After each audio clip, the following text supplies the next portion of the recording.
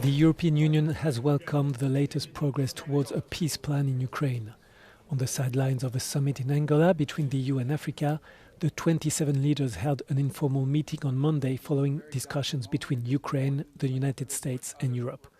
To the President of the European Council, they represent a new momentum.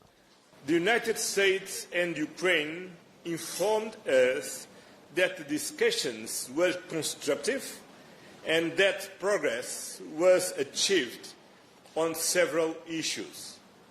We welcome this step forward, and some issues remain to be resolved, but the direction is positive.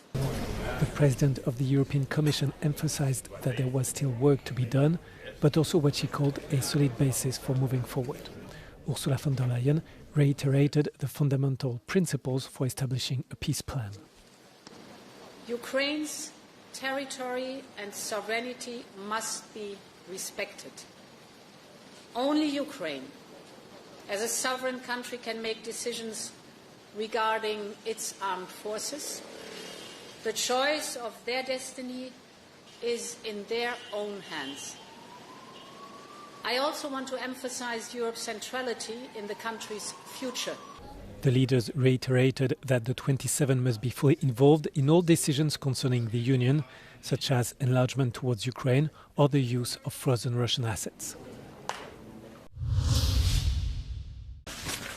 The EU has confirmed a financial contribution of 82 million euros to the Palestinian Authority to support stabilization efforts in the West Bank at the first meeting of the Palestine Donor Group in Brussels on Thursday. The Palestinian Minister of Planning and International Cooperation tells Euronews this renewed financial support is key to keep the Palestinian Authority afloat and to provide basic services to the Palestinian people. Yet the minister says that the best way to strengthen the Palestinian Authority's financial situation is the release of $4 billion of tax revenues withheld by Israel.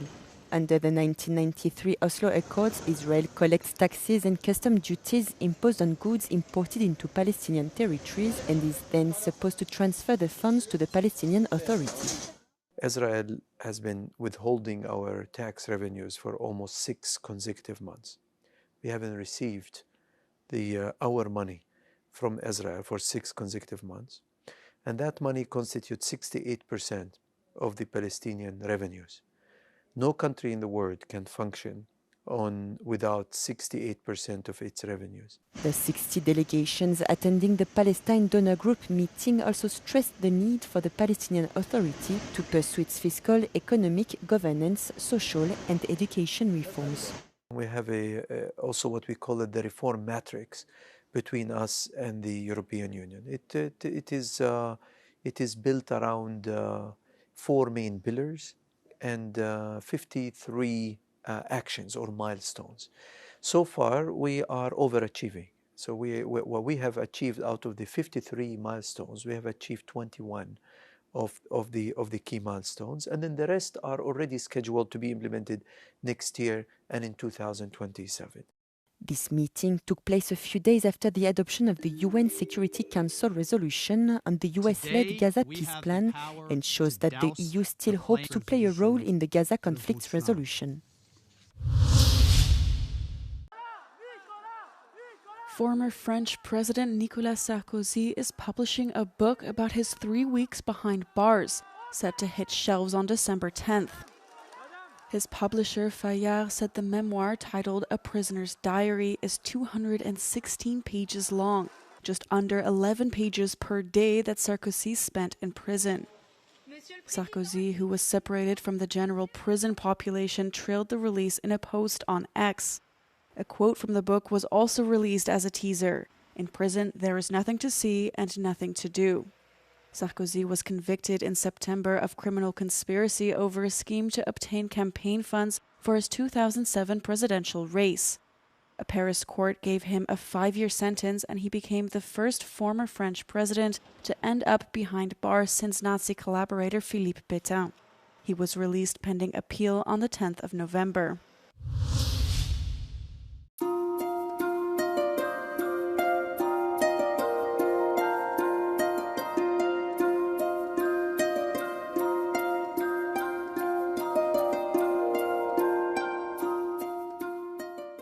Theia, we believe, is an ancient planet that smashed into the Earth about 4.5 billion years ago. It was probably around the size of Mars, and when it smashed into the Earth, it essentially demolished itself.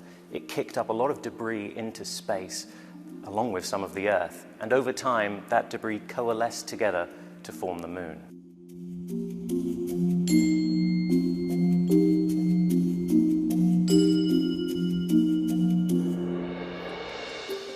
The only remnants we have are bits of rock that are embedded within the Earth and also that make up the Moon. So by studying those rocks and their chemical signatures, we can begin to paint a picture of where Theia came from. What we tend to find is that objects in different parts of the solar system will share similar isotope ratios. So if you can determine Theia's own isotope ratios, you can determine where it came from.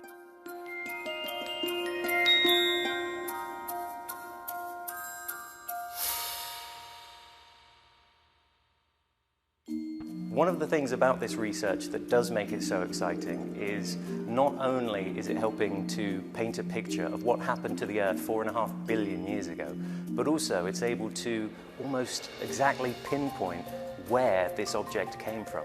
We're talking about a planet that doesn't exist anymore. Theia hasn't existed in 4.5 billion years. It was completely vaporized, essentially. And yet, with a good amount of precision, we can figure out where it came from.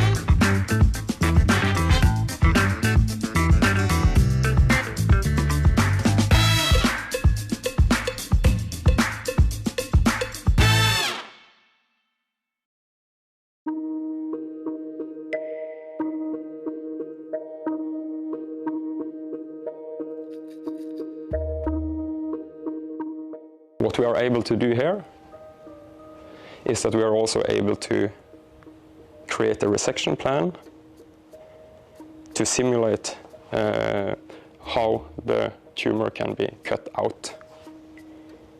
This also allows us to calculate the volume of the liver and also the remnant and the resect.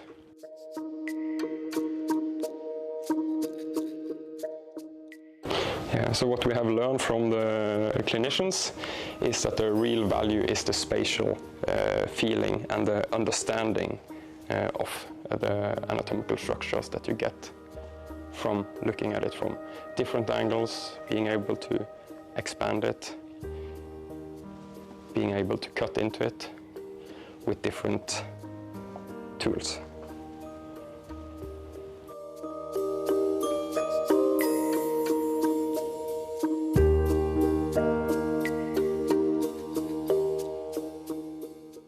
Current care is looking at big grey CT imaging, slice after slice after slice, and trying to piece it together. So you imagine 5 surgeons trying to plan a complicated case. They all have different opinions, different ways of thinking about it. Younger ones don't dare to say too much to the professor.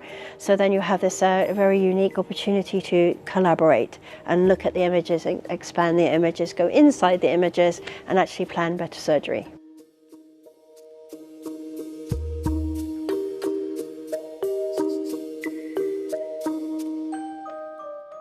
Where we've had cases where a surgeon has actually called back a patient who he had decided was inoperable, sent him home and said, we can't do anything for you, had taken our platform, and then he realized that actually he could operate.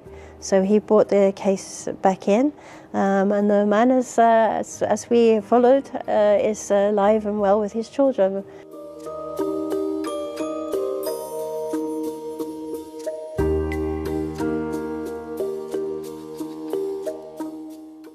The 3D models are put inside to help with navigation, and our ultimate goal, of course, is that a surgeon would have on a lens and be looking at the patient, so the hologram would be overlaid and fixed onto the body of a patient. So you imagine the liver, so that it was fixed, and you would operate in 3D through the hologram.